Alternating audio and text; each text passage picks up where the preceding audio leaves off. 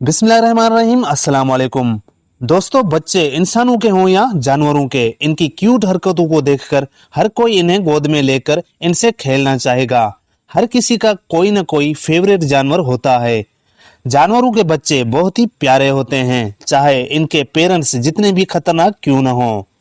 आज की वीडियो में मैं आपको बड़े से बड़े और खतरनाक जानवरों के बच्चे दिखाऊंगा जो इतने क्यूट हैं कि इनसे आप भी खेलना चाहेंगे।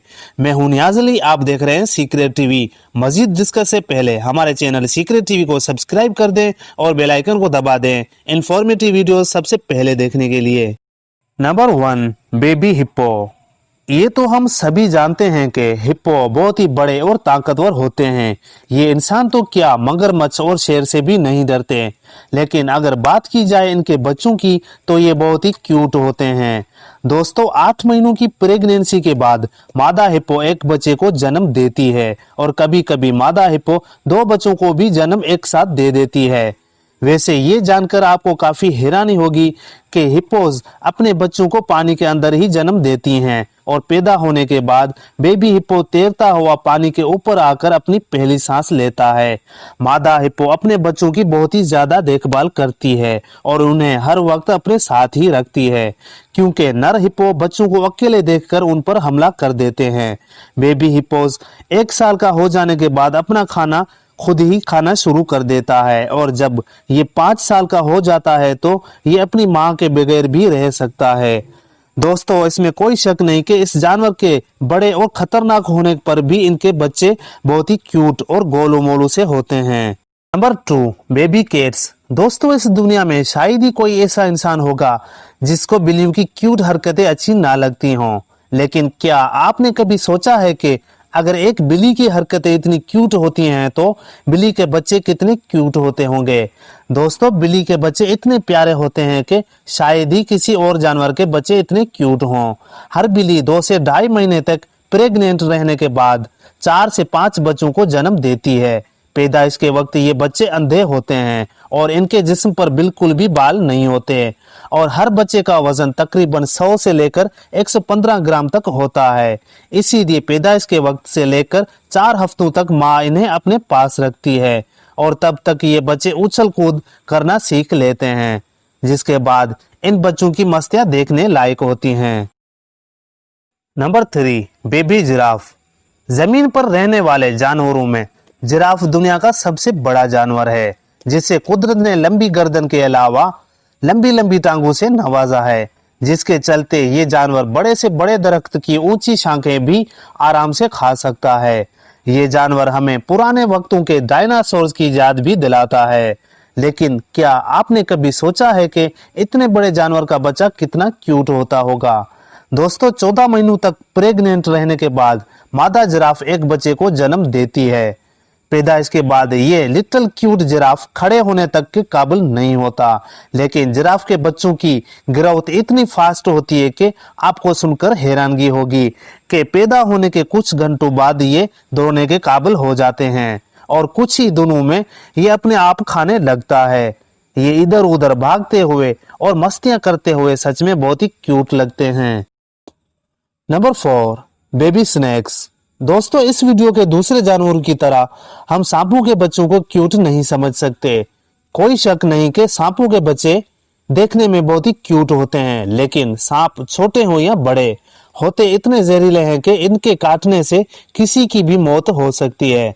ज्यादातर सांप गर्मी के मौसम में पैदा होते हैं, क्योंकि ज्यादातर मादा सांप गर्मियों के मौसम में अंडे देती हैं और एक वक्त में एक मादा सांप 10 से 15 अंडे देती है और तकरीबन 20 से 25 दिन के अंदर इन अंडों से बच्चे बाहर आ जाते हैं।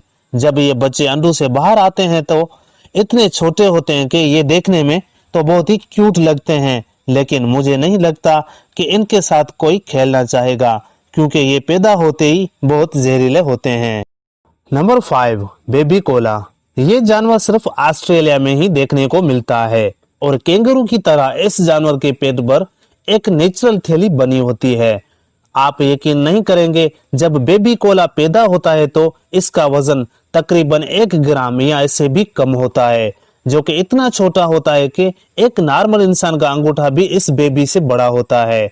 दोस्तों, पैदा होने के बाद 6 महीनों तक बेबी कोला अपनी माँ की पेट पर बनी थैली के अंदर रहता है और वहीं पर अपनी माँ का दूध पीकर बड़ा होता रहता है और तकरीबन 6 महीनों के बाद ये बच्चा अपनी माँ की थैली से बाहर निकलता है और फिर आहिस्ता आहिस्ता अपनी माँ को देखते हुए दरख्तों के पत्ते और शाखें खाना शुरू कर देता है।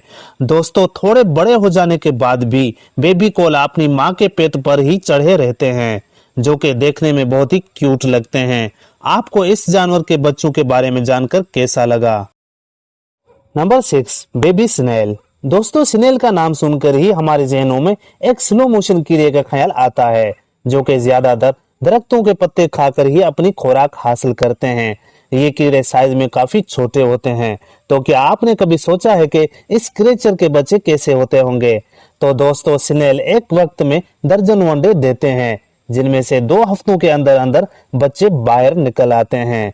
ये बच्चे साइज में तो एक नॉर्मल स्नेल जितने ही होते हैं, मगर इनकी बॉडी पूरी तरह से ट्रांसपेरेंट होती है, जिससे ये देखने में बहुत ही खूबसूरत लगते हैं। अंडों से बाहर निकलने के बाद कुछ ही हफ्तों में ये बच्चे खुद को डेवलप कर लेते हैं और एक प्रॉपर स्नेल बन जाते हैं। दोस्तों, ये बच्चे सच में बहुत ही खूबसूरत होते हैं। Number 7, baby pygmy marmoset. दोस्तों, ये बंदर दुनिया का सबसे छोटा बंदर है, जो कि साउथ अमेरिका में पाया जाता है। इस बंदर का साइज मुश्किल से हमारे हाथ जितना होता है। इनमें फीमेल मंकीज एक वक्त में 2 या 3 बच्चों को जन्म देती हैं। इन बच्चों के साइज का अंदाजा इनके माँ के साइज को देखकर ही हो जाता है। इन बच्चों का साइज तकरीबन 2 इंच तक होता है, जो कि मुश्किल से हमारी एक उंगली जितने होते हैं। ये बच्चे देखने में बहुत ही खूबसूरत होते हैं। इनके बहुत ज्यादा छोटे होने की वजह से इन बच्चों को दुनिया के सबसे छोटे जानवरों में शुमार किया जाता है।